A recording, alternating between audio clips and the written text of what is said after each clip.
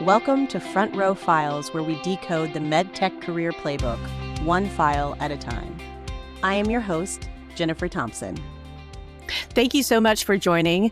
I'm super excited today to answer some questions. And one of the questions that came up was around how I pivoted from pharmaceuticals into medtech and what's the big difference between the two. So my journey, I was with Bristol Myers Squibb for 6 years, loved it, had an opportunity to work with some really, really great people. I still say that the sales training in pharmaceuticals is some of the best sales training I've ever been through. I really worked in the cardiac space and diabetes, selling a lot of drugs throughout my 6 years, but really, really fell in love with cardiac during that time. It was an opportunity for me in a pharmaceutical role to really dig into a disease state and understand the anatomy and everything. So it was really fantastic. But the question is more around, why did I leave pharma and move into medtech? And what was that driving factor that made me choose that? And I'll tell you, pharmaceuticals, when I started, which was a long time ago, 20 plus years ago, was a little bit different in that it was kind of a new and upcoming, exciting career path for people.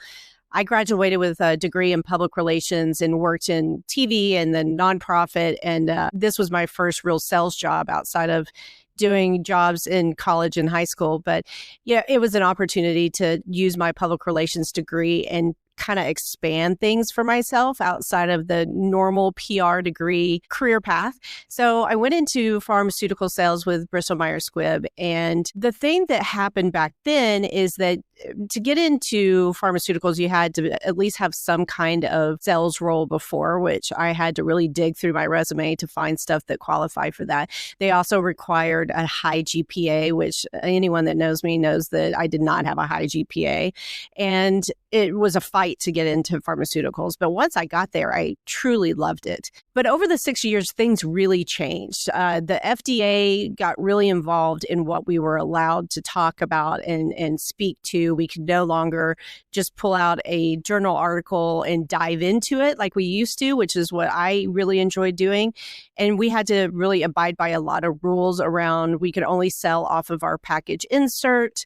We couldn't host our customers without a speaker. It was just getting really difficult to enjoy the job as much as I had before. The other part of it was that I really understood the impact that my drugs made on society. I sold Pravachol back when statins were new to the market. We were, our major competitor was Lipitor.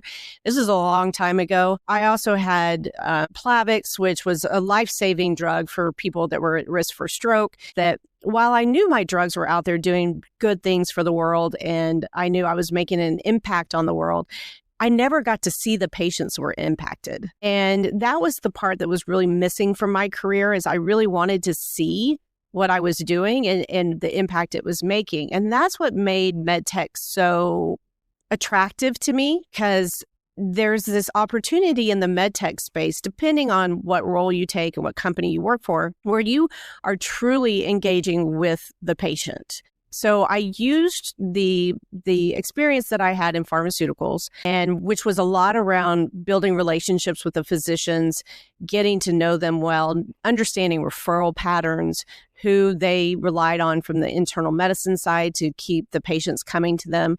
And I used that to my advantage to get into Medtronic, because at the time, we have what was called therapy sales reps, and some of our divisions still have these roles. At the time, I was coming into it in the cardiac rhythm space. So I got to really use my relationships that I already had and my knowledge that I already had on the referral patterns.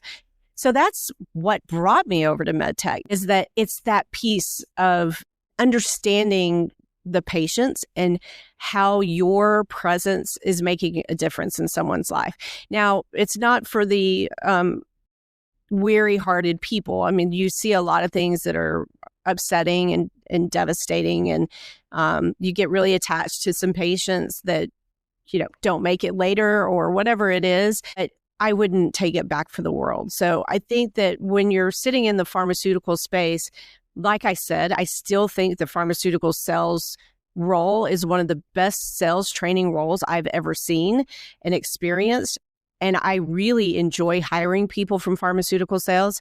So if you're in that space or you're thinking about going into pharmaceuticals, I highly recommend it. It's a fantastic place to have your career. And then if you want to go into medtech, you absolutely should. I think that it's two different worlds, but there are so many things that you can use in tandem between the two experiences that you really can come over to the medtech space from the pharmaceutical space. So that's my story. I hope that helps answer your question, and I look forward to continuing this conversation later. Thank you for joining us on Front Row Files. Remember to subscribe to receive up-to-date content as soon as it drops.